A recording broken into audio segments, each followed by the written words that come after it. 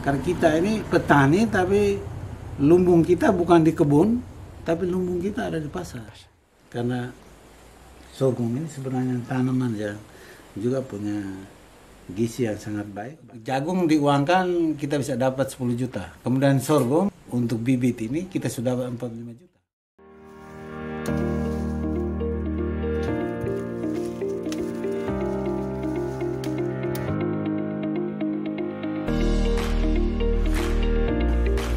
Selama ini kami ikuti bahwa ketahanan pangan lokal itu hampir tidak ada. Kita kan dengan katakan lumbung kita ada di pasar. Sementara kita punya lahan, kita petani, tapi petani kita ini belum tergerak untuk mengolah baik jagung maupun sorghum atau tanaman lokal lainnya untuk ketahanan pangan keluarga. Jika itu lebih kan bisa dijual.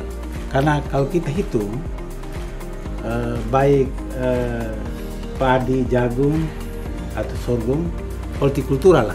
Itu sebenarnya bisa lebih cepat meningkatkan ekonomi rumah tangga dibandingkan kita dengan hasil komoditi. Seperti di wilayah kita macam cengkeh, kemiri, vanili. Itu memang prosesnya lama dan setahun sekali. Tapi kalau misalnya hortikultura kan kita bisa lebih cepat dapat. Dan ini sebenarnya tujuan kita juga bersama Pak Rofin. Itu kita coba menggugah para petani bahwa kita mesti kembali mengolah tanah secara baik.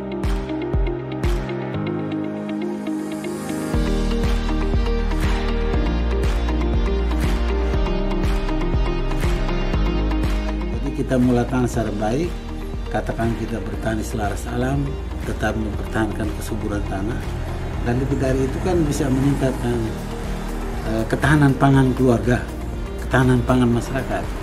Karena kita ini petani, tapi lumbung kita bukan di kebun, tapi lumbung kita ada di pasar.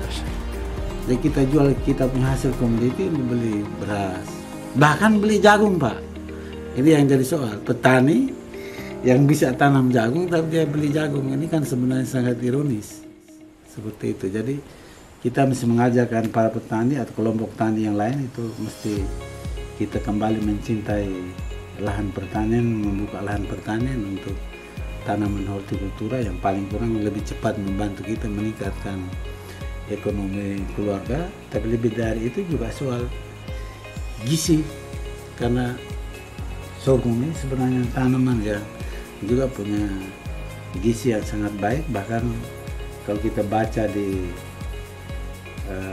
Google dan seterusnya di media sosial itu dia punya manfaat banyak untuk kesehatan, untuk menurunkan kadar gula, menyembuhkan kolesterol, asam urat, bahkan orang stroke itu bisa menggunakan sorghum. Dan kita bisa kemas dia baik untuk sereal, tapi juga untuk susu sorghum.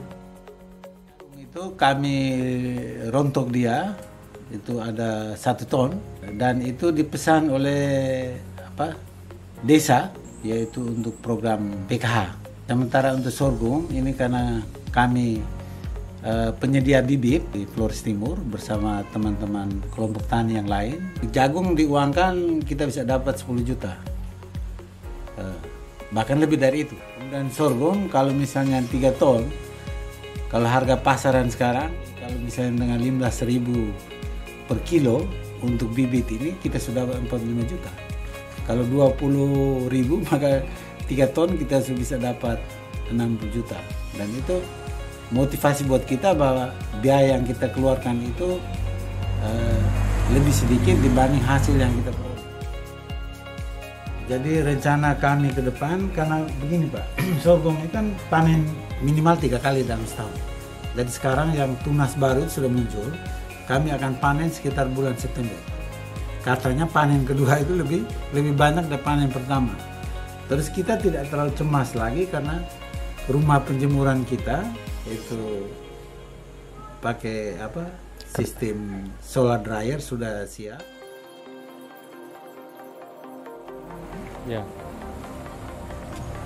Kita masuk dulu. Om yang di tempat penggilingan jagung, dia bilang jagung Pak mereka sangat bagus digiling karena dia kering bagus. Terus Om bertanya itu proses penjemurannya bagaimana Pak? Kami bilang kami jemur di rumah solar dryer. gitu. Sehingga mereka sangat bangga bahwa ketika menggiling itu jagungnya sangat luar biasa.